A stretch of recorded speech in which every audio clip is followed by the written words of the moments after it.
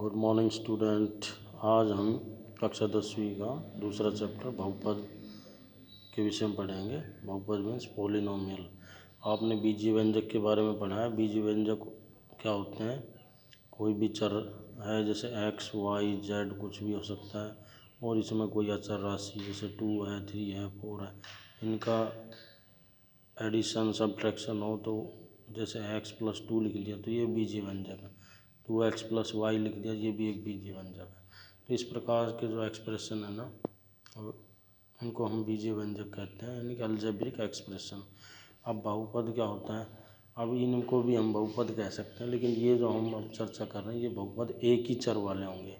एक चर में जैसे हमने लिख दिया x लिख दिया, 2x लिख दिया, 2x² लिख दिया, या 2x² + 1 लिख दिया। इस प्रकार कोई भी हमारे पास एक्सप्रेशन होगा उसको हम बहुपद कहते हैं, जिसमें x की जो शक्ति है वो एक से लेकर और कितनी भी हो सकती है। तो यहाँ पर देखिए रेखिक बहुपद है। बहुपद यहाँ पर इसके पहले तो पद का समझ में आया भाई, बहुपद यानी अनेक पद होंगे तो एक से लेकर कितने पद हो सकते हैं। तो उसमें एक पदी द्विपदी त्रिपदी ऐसे होता है। जैसे ये एक पदी, ये भी एक पदी, ये भी एक पदी, इसमें 2 पद है, इसमें भी 2 पद है। अब यहाँ पर होता है रेखिक बहुपद। ये क्या है? रेखिक बहुपद वो होगा जिसमें x की पावर है ना वो 1 होगी। जैसे मैंने लिख दिया x, खाली मैंने लिख दिया 2x, मैंने लिख दिया 2x+2 लिख दिया, तो ये रेखिक बहुपद है। द्विघात बहुपद का मतलब है जो x यानी जो चर है उसकी जो शक्ति है अधिकतम शक्ति 2 हो तो उसे द्विघात बहुपद कहते हैं, क्वाड्रेटिक पॉलिनोमियल। तो इसमें ये 2x² हो सकता है, 2x² + 1 हो सकता है, 2x² + x हो सकता है। कहने का मतलब है x की जो शक्ति है ना वो सबसे अधिक x 2 होगी। अब है त्रिघात बहुपद। त्रिघात का मतलब होता है क्यूबिक पॉलिनोमियल। इसमें जो x की घात है वो 3 होगी। तो ऐसे हो सकता है x³ हो सकता है, x³ + 1 हो सकता है, x³ - 1 हो सकता है, 3x³ + 3, ऐसे कुछ भी ऐसे हो सकता है जिसमें जो घात है चर की वो 3 होगी तो त्रिघात कहलाएगा। ठीक है, तो ये हमारा आज का इसमें इस एक्सरसाइज में है। इसके बाद है भाई, जो एक बार एक्सरसाइज को मैं बता देता हूँ, इसमें काफ़ी टॉपिक है, आप ये पढ़ लेंगे। इसके बाद है भाई बहुपदों के शून्यकों का ज्यामितीय अर्थ। बहुपद के शून्य क्या होंगे? किसी भी बहुपद में मैंने यहाँ पर लिख दिया, जैसे भाई 2x+1, 2x+1 ये मतलब px के नाम से मैंने एक बहुपद लिख लिया। अब इसमें शून्य क्या होगा? शून्य यानी x की जगह कोई भी हम एक ऐसी संख्या लिखे जो इसको 0 कर दे, जो इसको 0 कर दे वो इसका शून्य कहलाएगी। तो हम 0 करेगा, इसका मतलब कोई भी इसमें k हो सकता है, k मान लिया कोई भी इसका शून्य का है, तो मैंने 2k+1 लिख लिया, इसको 0, और 2k = -1 और k = -1/2 लिख दिया। तो k की वैल्यू -1/2 अगर रखेंगे तो ये 0 हो जाएगा। इसका अर्थ है k एक इसका शून्य का है। शून्य का अर्थ है जो इसको शून्य बना दे। ठीक है, अब इस प्रकार इनका आलेखीय निरूपण दे रखा है बहुपद के शून्यकों का ज्यामितीय अर्थ। ज्यामितीय अर्थ क्या करेंगे भाई? जो कोई भी बहुपद लिया, जैसे हमने यहाँ ले रखा है 2x+3, इसको ग्राफ यानी आलेखीय निरूपण यानी ग्राफ बनाएंगे इसका। तो इसके जो बिंदु लिए हमने, कोई भी x का मान लिया, जैसे -1 तो -2, तो इस प्रकार बिंदु लिए तो ये आ गए हमारे पास एक प्लॉट। -1 -2 लिया तो ये आ गया x -2 और y -1। एक आ गया भाई x0 और y3। तो इस प्रकार ये 2 बिंदु यहाँ आए, इनको मिला दिया तो ये इसका बहुपद का आलेखीय निरूपण होगा। इस प्रकार 2 बहुपद हो सकते हैं। एक ही बहुपद कोई हो सकता है, जैसे यहाँ पर दे रखा है द्विघात बहुपद, ax² + bx + c मान रखा है कोई भी। तो ये एक वैसा एग्जाम्पल बता रखा है, या इसी का दे रखा है x² - 3x - 4।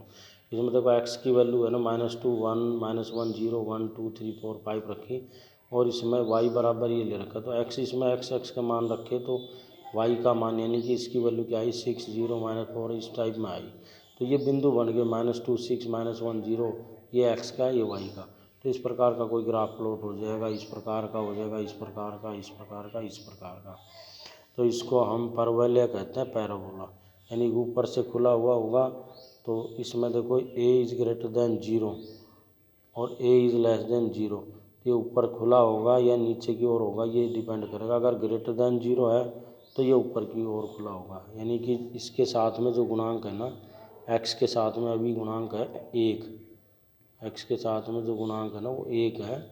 यहाँ पर -3 है, यहाँ पर 4 है, तो यहाँ पर 1 गुणा हो रहा है, तो ये 1 है ना, ये 1 0 से बड़ा होगा, तो ये जो परवलय होगा ये ऊपर की ओर खुला होगा, और छोटा होगा तो ये नीचे की ओर होगा।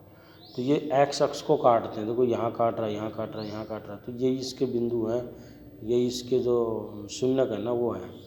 तो जितने बार काटेगा वो उतने शून्यक हो जाएंगे। तो इसको पढ़ के देखेंगे आप, तो इसमें यही बता रखा है। अब देखो इसमें यहाँ पर कहीं काट रहा है, यहाँ पर काट रहा है, बस बीच में यहाँ बिंदु तो है इसके, लेकिन काट नहीं रहा कहीं पर भी। तो जहाँ एक बार काटेगा तो एक ही इसका शून्यक होगा। यहाँ पर देखो 1 2 3 बार काटा है तो 3 शून्यक होंगे, यानी इनकी वैल्यू रखने पर -2 रखा 0 आएगा, 0 रखा तो 0 आएगा, 2 रखा तो भी 0 आएगा।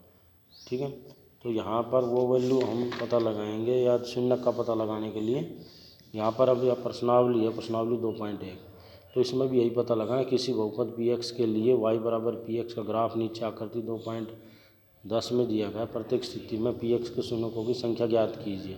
तो यहाँ पर देखिए ये एक्स एक्सिस है, ये वाई एक्सिस है, ये ग्राफ प्लॉट कर रखा है। अब ये यहाँ पर एक्स एक्सिस पर कहीं पर भी नहीं काट रहा, इसका मतलब इसके शून्यक कितने होंगे, इसके शून्यक होंगे 0।